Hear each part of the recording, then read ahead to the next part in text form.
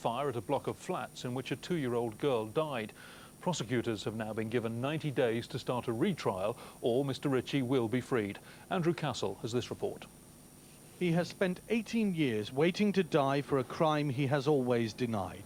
But today, Kenny Ritchie was told his conviction had been overturned because of errors made at his original trial. Back in Scotland, his partner Karen spoke to him by phone. She said he was delighted. He's really excited now. You know, the last thing he said to me there after the second phone call was, I'll see you real soon, he said, because I'm coming home. And from death row, Ritchie had a message for those who'd campaigned on his behalf. I'd just like to say thank you to everybody for standing beside me all these years. Originally from Edinburgh, Ritchie went to the States in the 80s to stay with his father. He was convicted of starting a fire at this apartment complex in Ohio. Prosecutors claimed he did it to try to kill his former girlfriend, but it was a 2-year-old, Cynthia Collins, who died instead. Ritchie's lawyer said his client had always been innocent of the crime. The first thing he wants to do is get out, hug his mom, hug Karen, breathe the free air. I think all those things are going to just consume his time for a while. Freedom is now a real possibility for Ritchie, who at one point during his imprisonment was just an hour away from receiving a lethal injection. Andrew Castle, BBC News. The nominations for this year's Academy Awards have been announced at an early morning ceremony in Beverly Hills. David Willis has been looking at who's in the running. They are the film industry's most prestigious awards. The nominees for Best Picture were announced by former Oscar winner Adrian Brody at an early morning ceremony in Beverly Hills. Finally, I'm pleased to announce the films selected as the Best Picture nominees for 2004 are The Aviator. Hold on to the wheel for a bit.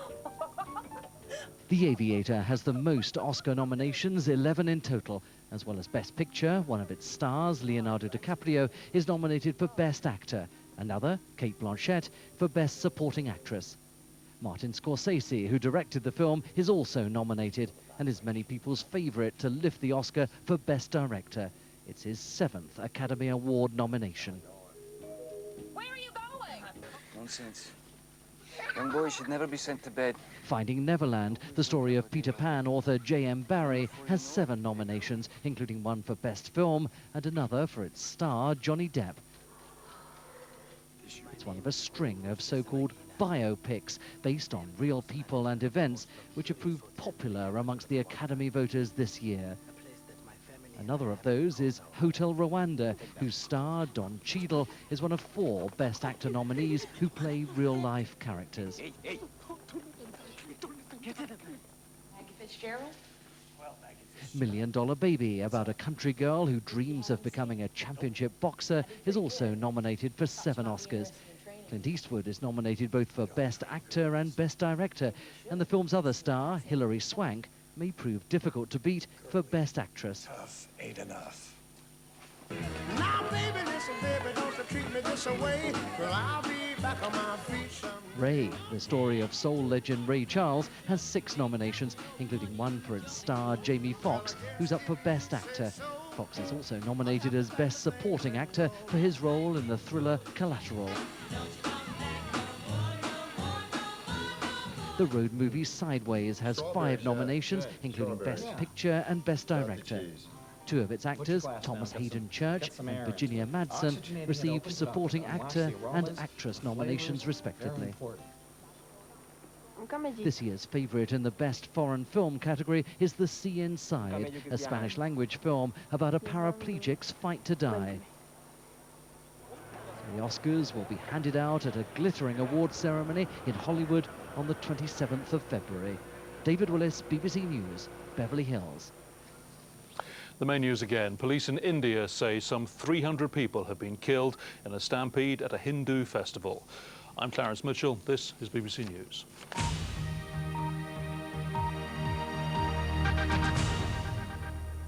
Hello there. It's been quite a cold week of weather so far, particularly in the southeastern corner. So I'm sure you don't want me to stand here and tell you just how hot it's been in Australia. But guess what? That's what I'm going to do, particularly for the Australian Open. Organisers had to close the roof. It was so hot there yesterday, and that happens once temperatures exceed 35 Celsius, 95 Fahrenheit. They climbed up to 36 yesterday, but they're actually set to climb even higher. So 36 is 10 degrees above the average, but by Friday they'll be over the 100 Fahrenheit mark. 39 expected, but then they will drop for Saturday. So that makes it even more depressing when I tell you about this morning's start, a cold and frosty one for England and Wales as temperatures fallen below freezing. There will be some ice on untreated roads. Please take care. Just like the last couple of days, it's ice and snow that we're concerned with. Primarily the ice, though, across England and Wales first thing this morning. It's likely to be some sleet and snow showers as well along the Kent coast. So they'll continue, maybe even 1 or 2 moderate bursts for a time. But then elsewhere, I think particularly for the Midlands, South Wales, along the south coast into the West Country, it'll be a bright start. There'll be a lot of fine, dry weather around. Further north of that, there's a weak system that's producing cloud and patches of rain across Cumbria and then into Northumberland, bits and pieces. It will sink gradually south during the day, but it's going to be quite a slow process. To the north, though, northeast of Scotland, Northern Ireland, not too bad an afternoon. Breaks in the clouds, some sunshine coming through. Thickening clouds to the north and west here, but you've got the milder air already coming down from the north. We've still got that brisk and northeasterly flow in the southeast corner, which will make it feel quite raw. And although still the wind's coming from a northerly direction, it's not going to be quite as cold over the next few days to come. So for Scotland and Northern Ireland, 7 or 8 degrees already in that slightly milder air, but further south of that, still bitterly cold, 3 or 4 degrees really for the Midlands, the southeastern corner. Add on that wind as well down to the extreme southeast. It's not going to be very pleasant. Perfect conditions though really for the football, chilly and dry. You can't ask for more than that really, and coverage of that can be found on 5 Live. Now, from Thursday onwards, we've got this high pressure out in the Atlantic, calming conditions down. There's going to be a lot of fine, dry weather. Just the odd spot or two of rain from that weak system, which is sinking south and east, but it is a slow process. Temperatures starting to recover just a touch in the southeast corner, but I think it will feel different as well. So we're looking around 7 or 8. By Friday and into Saturday, it does look as though those North Sea facing coasts will stay grey and damp. The best of the drier, brighter weather will be in sheltered western areas, and temperatures pretty uniform across the country, 7 or 8 degrees. A similar story though for the start of the weekend. A lot of fine weather around, but a lot of cloud as well. Enjoy your day. Here's your summary. Bye-bye.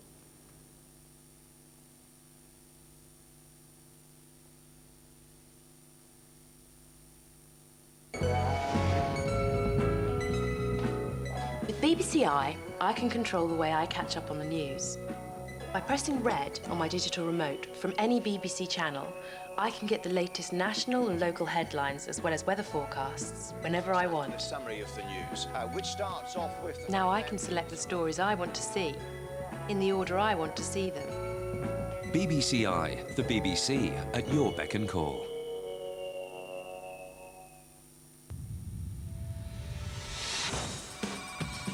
I'm here, so if something happens quickly, then I can be there far quicker than anybody else. I know the First Minister, I know the groundsman at the Millennium Stadium. Being a Welsh-speaking correspondent, I've got a real advantage over people from the outside, and therefore BBC News 24 viewers know they can trust what I've got to say. With over 100 correspondents based around the UK. If it happens here. BBC News 24.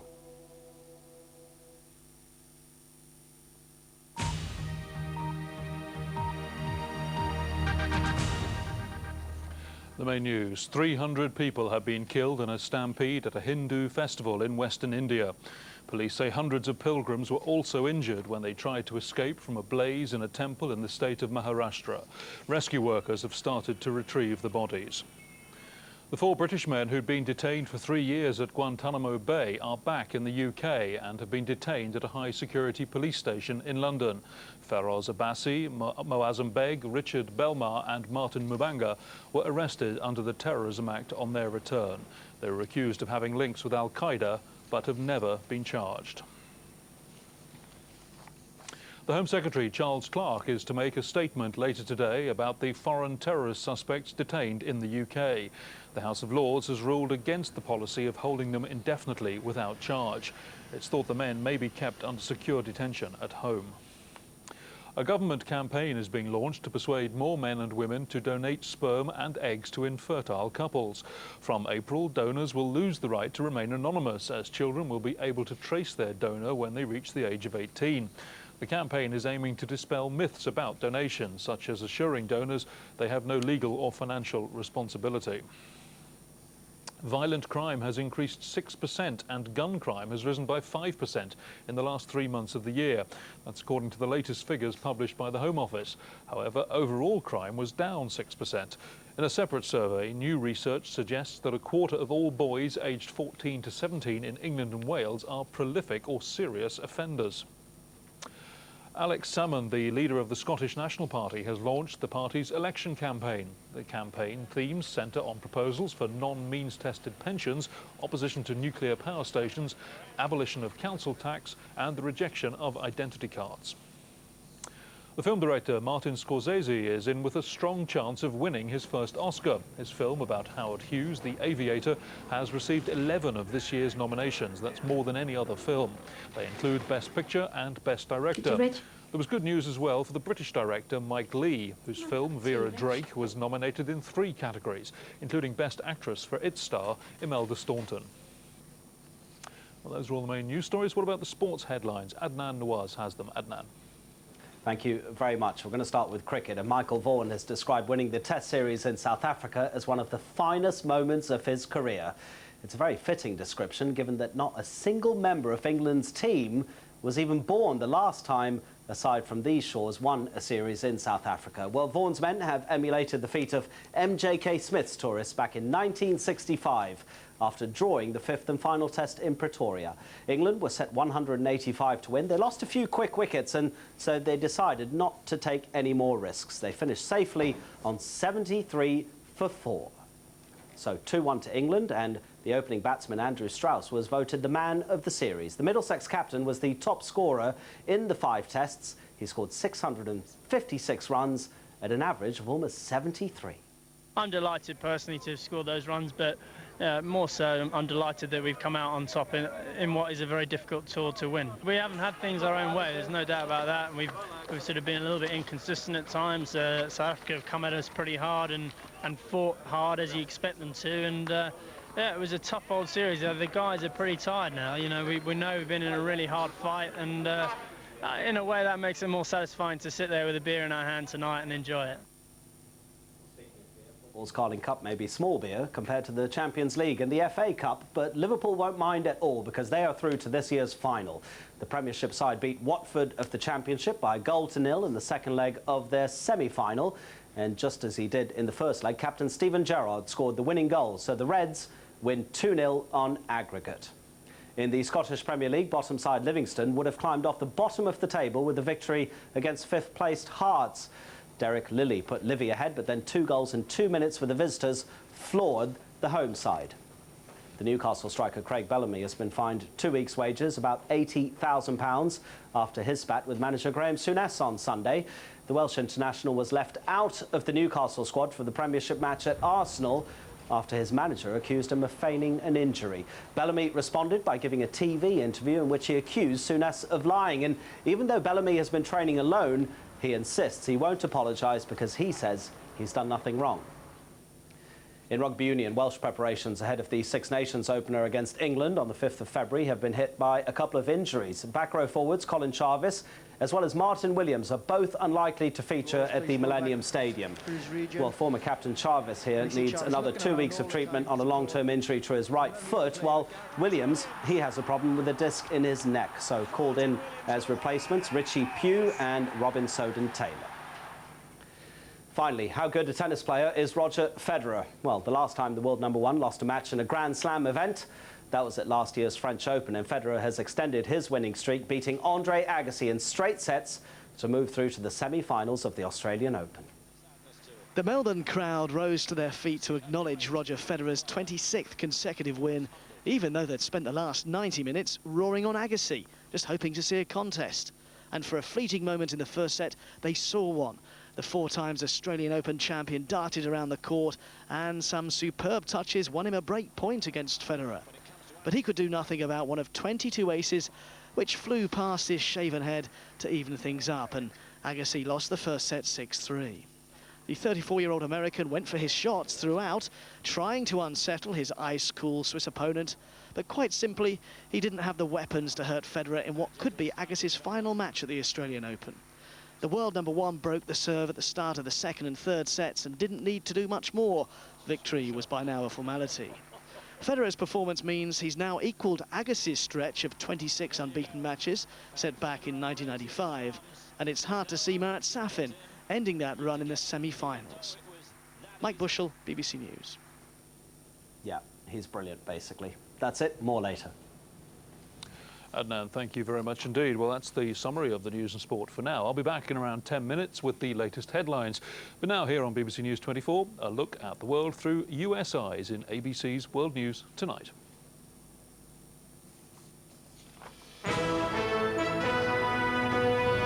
On World News Tonight, the Bush administration wants another $80 billion for Iraq and Afghanistan.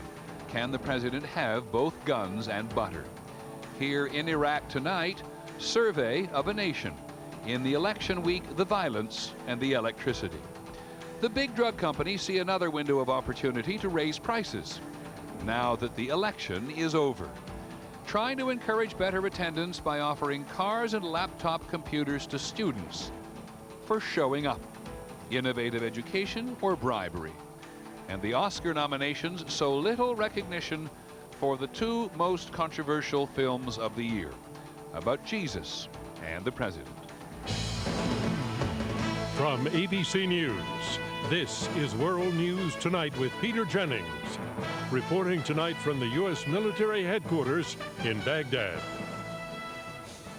Good evening from Baghdad. If you travel around with U.S. forces here in Iraq, as we did again today, you get the powerful feeling that this last week before Iraq's first genuine election, even more so than usual, is a deadly contest between the United States and its enemies for the election prize. The insurgents here have committed themselves publicly to beating the U.S. next Sunday by so frightening people that they won't go to the polls.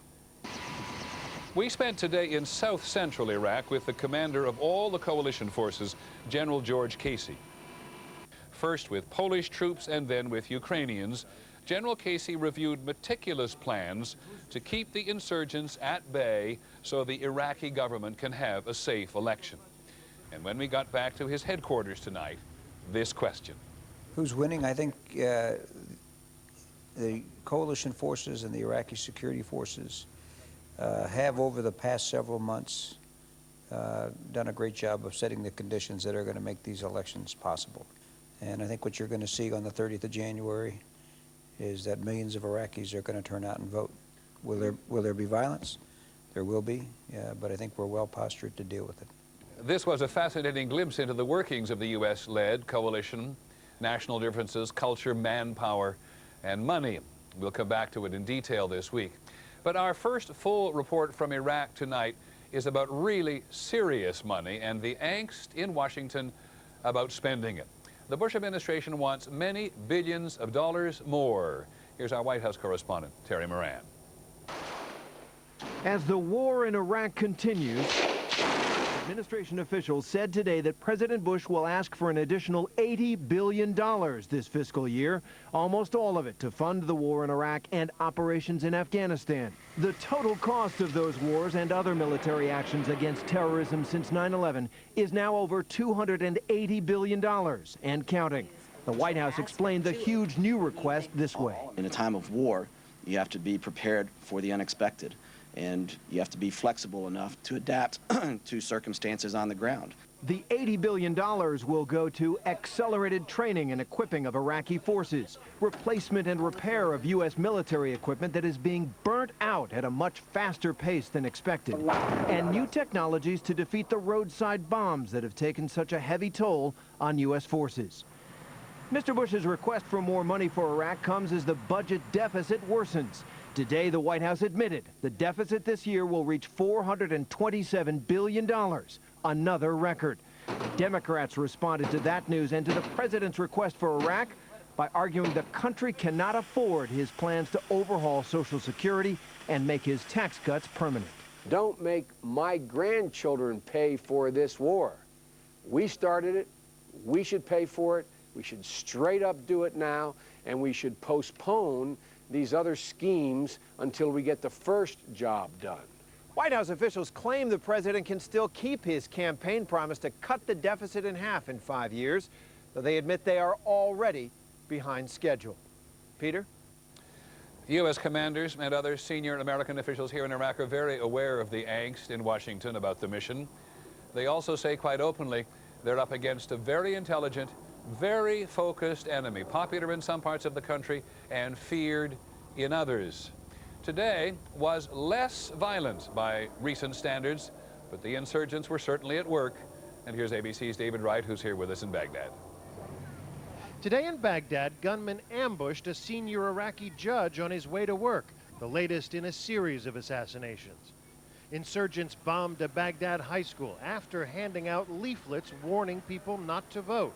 When U.S. and Iraqi forces arrived on the scene, the insurgents opened fire, killing 3 Iraqi policemen. And this was a quiet day. My name is Roy Hallams. Visibly nervous, American hostage Roy Hallams pleaded for his life in a new video released today. Hallams was here in Baghdad working for a food service company that caters to Iraqi forces. He was kidnapped November 1st. Today, a militant website called for more kidnappings to upstage Sunday's vote. Tightly handcuff them and film your operations, the statement said. Iraq's overall lack of security is more than just a threat to the election. It's a campaign issue. This government failed to really deliver the basic needs for the Iraqi people. Prime Minister Ayad Alawi says Iraq will need America's help indefinitely. Setting a deadline for U.S. troops to withdraw, he said today, would be futile and dangerous. Peter? And now to the first in our pre-election series of where things stand with Iraqis in various parts of the country. For some weeks now, we have had reporting teams of young Iraqi journalists in the region. It is almost impossible for an American journalist to have this freedom. They have talked to more than 1,300 people in 40 cities and towns. Tonight we focus on central Iraq, which is where we are, where security, for one thing, is far worse than the rest of the country, where electricity and water supplies are worse, and more than 80% of the people we talk to think that. But also, here, some things are better. We discovered a burst of commerce. One thing you notice immediately on coming back is that life goes on. It is a struggle, but people go to work and they shop, they buy flowers. But this city that has been running down for 30 years is simply battered in places. The people are battered too. They really are.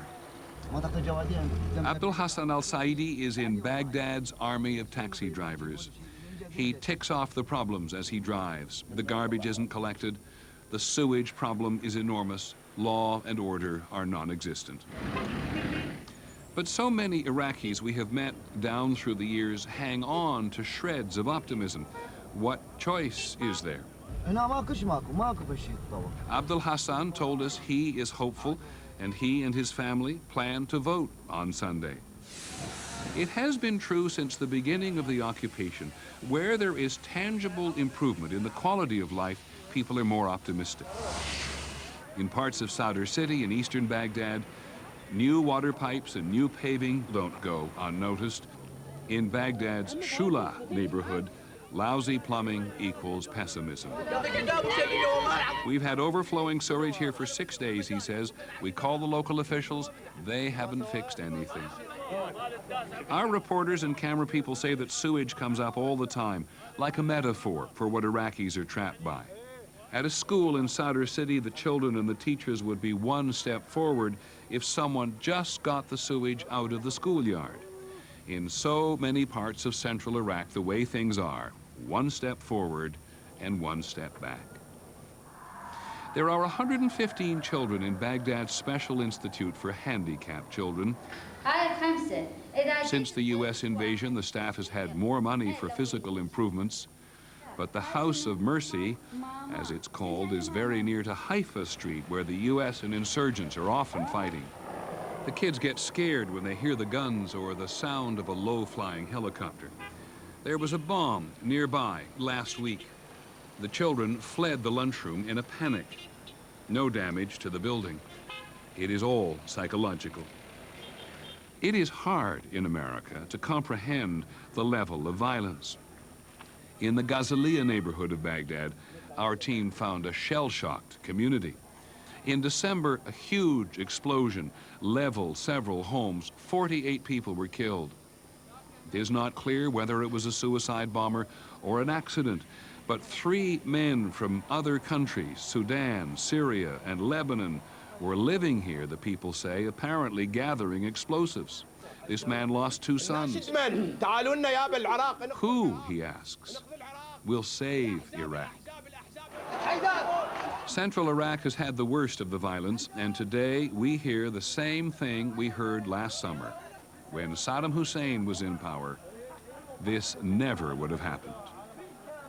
Just one other note. Many Americans see Iraq only for the violence, but 2 out of 3 Iraqis in the central zone here told us they are optimistic about the future. That's resilience for you. That is it from here tonight. There is other news in the world, and so we're going to go straight away to New York and ABC's Elizabeth Vargas. Elizabeth? Thank you, Peter. We begin with a heated debate about Iraq today here in Washington. Senators used the nomination hearings for Condoleezza Rice as Secretary of State to criticize the administration's policies there. At least 8 Democrats have said publicly they would vote against Rice, arguing she misled the American people about the reasons for war. Republicans rallied to her defense. Now recognized. I really don't like being lied to, repeatedly, flagrantly, intentionally. It's wrong, it's undemocratic, it's un-American, and it's dangerous. It is very, very dangerous. I don't think that anyone could have anticipated some of the occurrences that have happened. It is Condoleezza Rice who has kept the steady aim and helped our president see all of the minefields that are out there. The Senate is expected to confirm Rice's nomination tomorrow. When we come back, politics and prescription drugs, why so many companies may have raised their prices since the election. The schools giving prizes to lure students back to class, a new twist in the battle against truancy. And why 2 of last year's biggest films were largely ignored in the Academy Award nominations.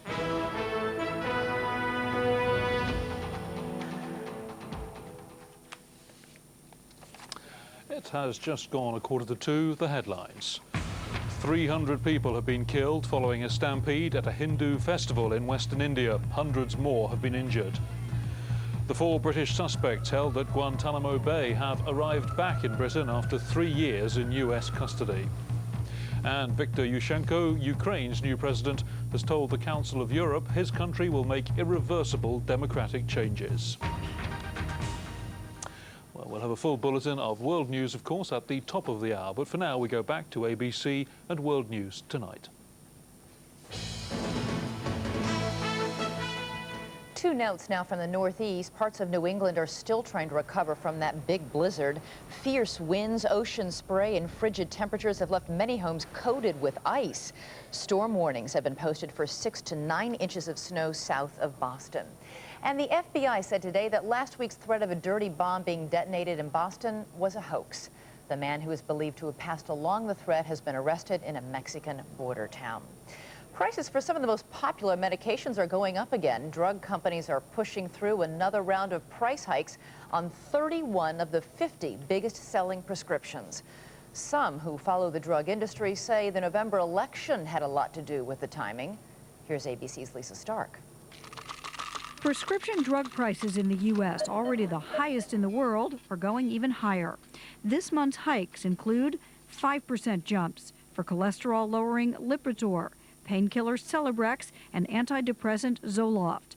Another anti-cholesterol drug, Pravachol, went up 5.9%, and blood thinner Plavix up 2.9%.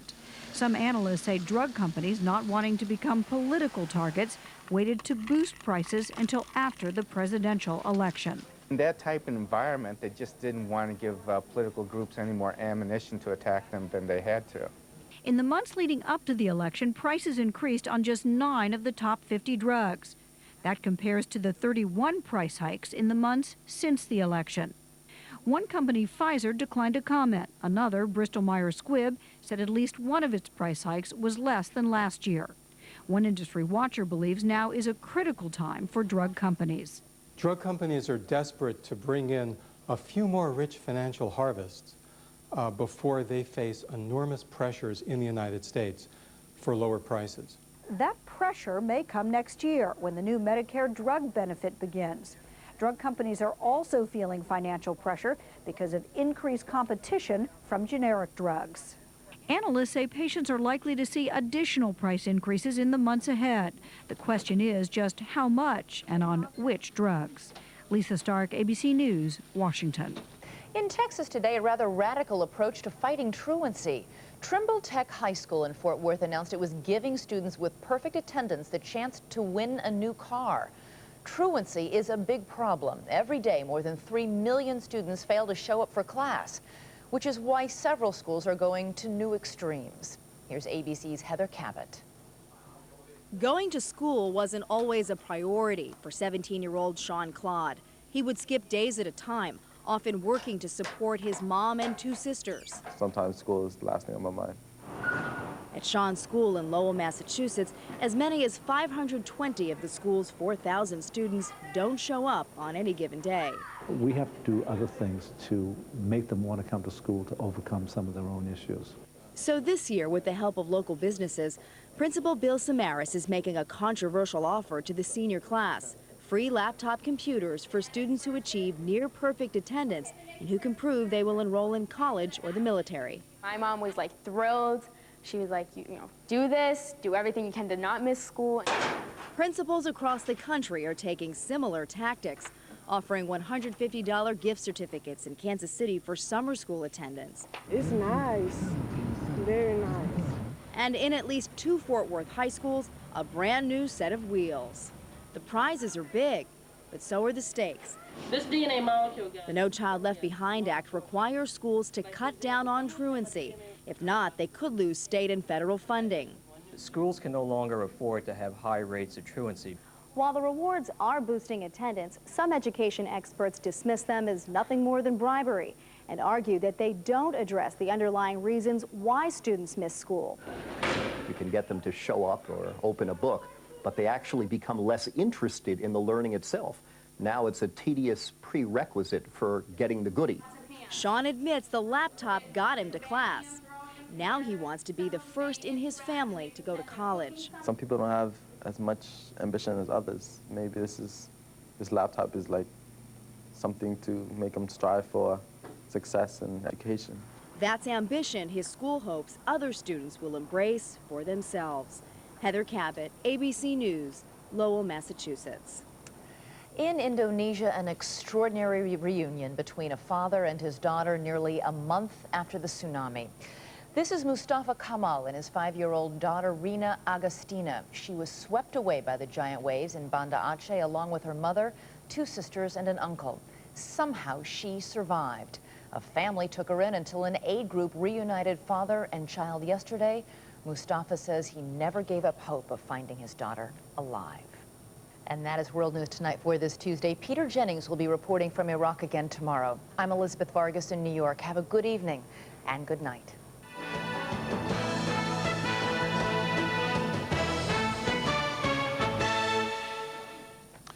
You're watching BBC News 24 with me, Clarence Mitchell. At the top of the hour, in just a few moments, we'll have the latest world and UK news. But first, here's Louise Lear with the latest weather. Hello there. It's been quite a cold week of weather so far, particularly in the southeastern corner. So I'm sure you don't want me to stand here and tell you just how hot it's been in Australia. But guess what? That's what I'm going to do, particularly for the Australian Open.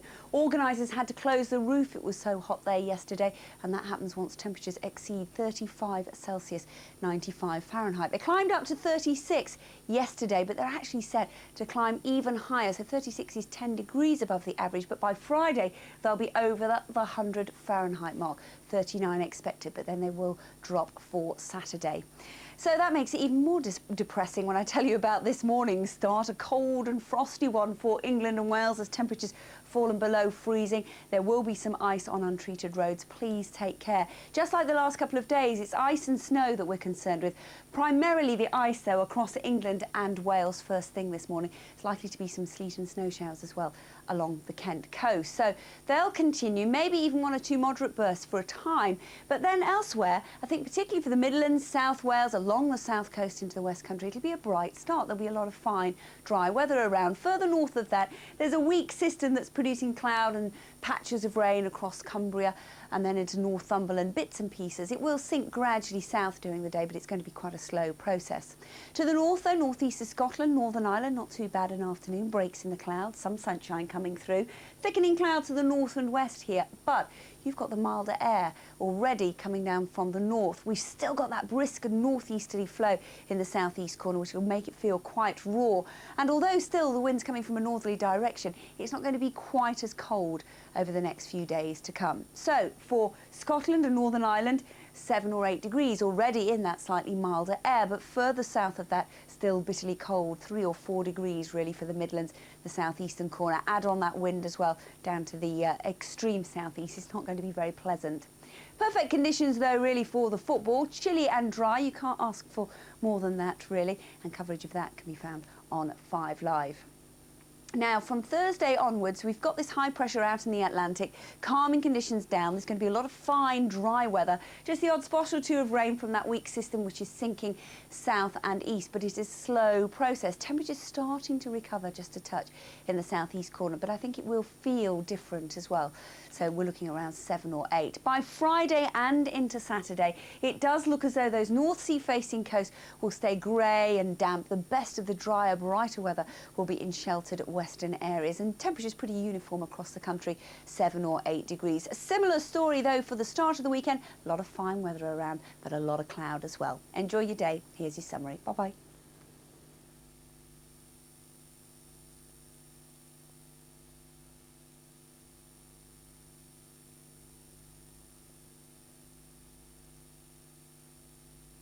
Ever wanted to have your say about BBC News and current affairs programmes? Well, now's your chance. Join me, Ray Snoddy, for Newswatch. Friday nights, 8:45, BBC News 24, or log on to bbc.co.uk/newswatch anytime.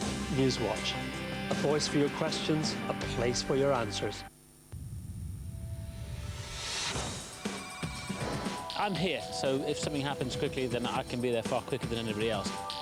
I know the First Minister, I know the groundsman at the Millennium Stadium. Being a Welsh-speaking correspondent, I've got a real advantage over people from the outside, and therefore BBC News 24 viewers know they can trust what I've got to say. With over 100 correspondents based around the UK.